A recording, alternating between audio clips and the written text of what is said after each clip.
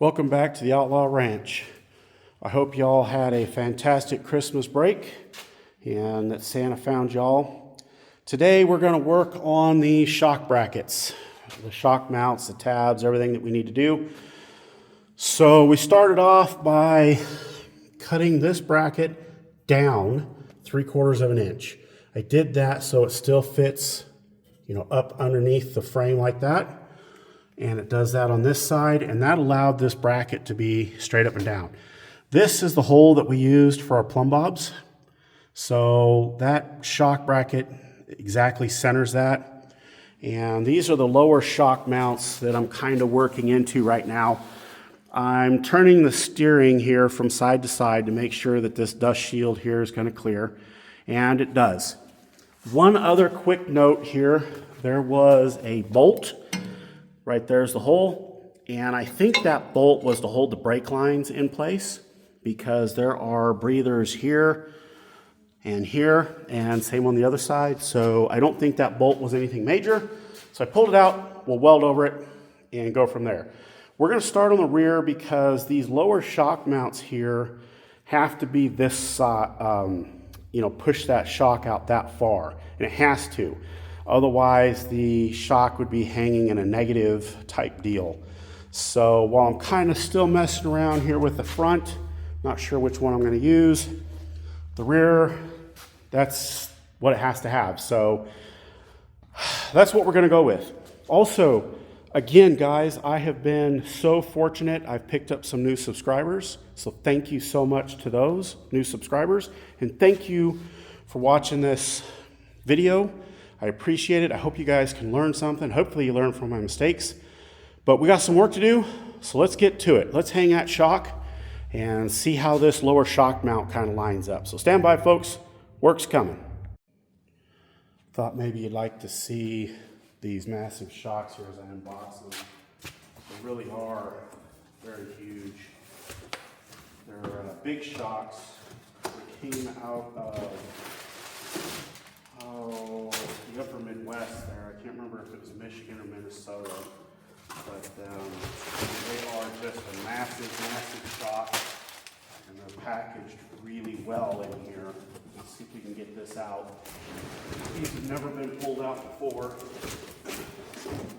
and there it is. They are huge.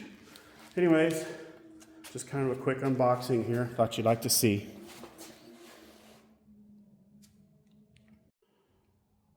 All right, y'all, as you can see, we got this rear shock just hanging in place. It's not tight or anything.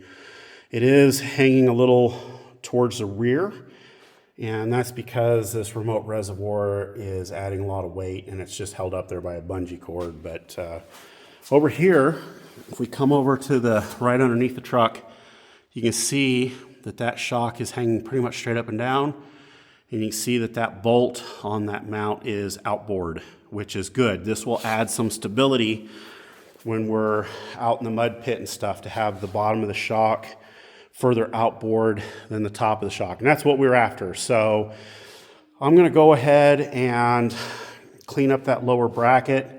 I'm gonna try and get it nice and straight on that axle. You can see it's just not quite there yet. It has to get moved around, but we gotta clean it up. We'll clean it up, we'll get it tacked in and see what it looks like from there. So stand by, more work's coming. All right, y'all, we got this shock in here.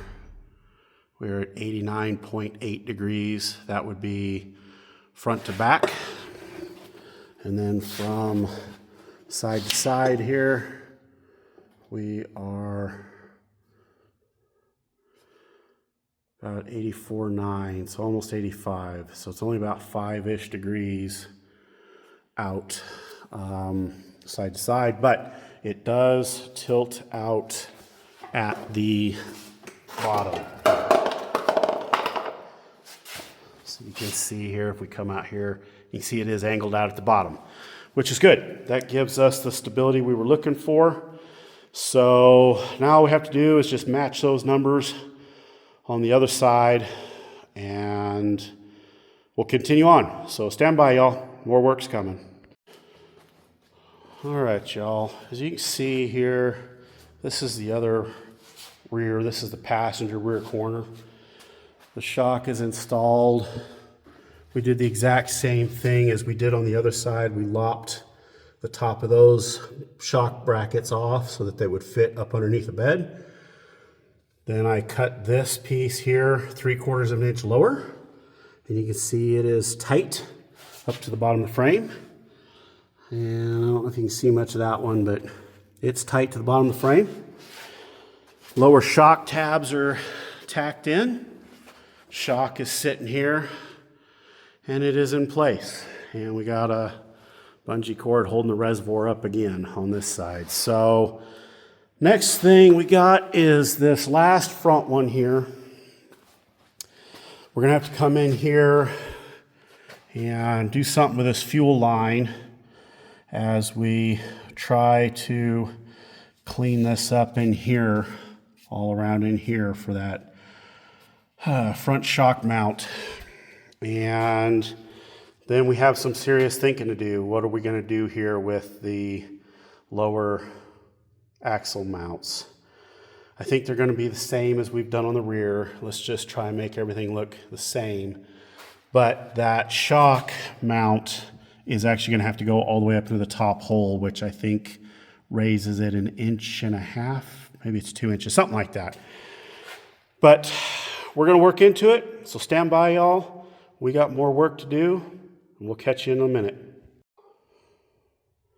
All right, y'all.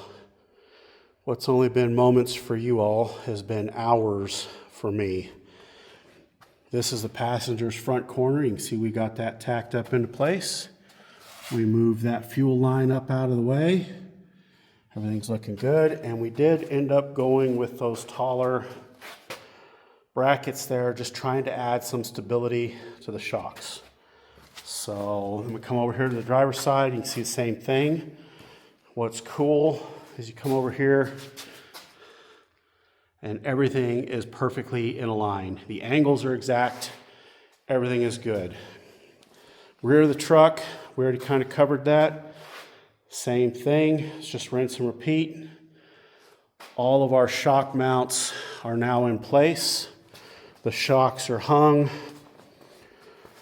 So the next step is to see if I can't sweet talk somebody into coming in and burning these mounts in more permanent. Somebody who actually has some talent. These are pieces that we don't want to come loose. Same thing with those brackets.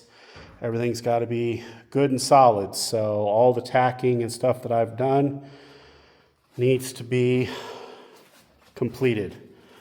So, what a lot of work.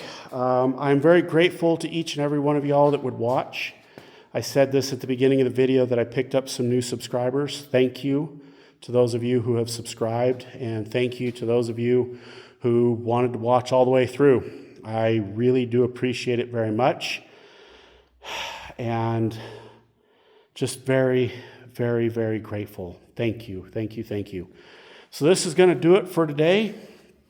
Tomorrow we'll see if we can't get something more done. Maybe it's just finish welding. I'm not real sure. But anyways, until then, like, share, comment, and subscribe. I appreciate each and every one of you, and we'll catch you all on the next one. Thank you.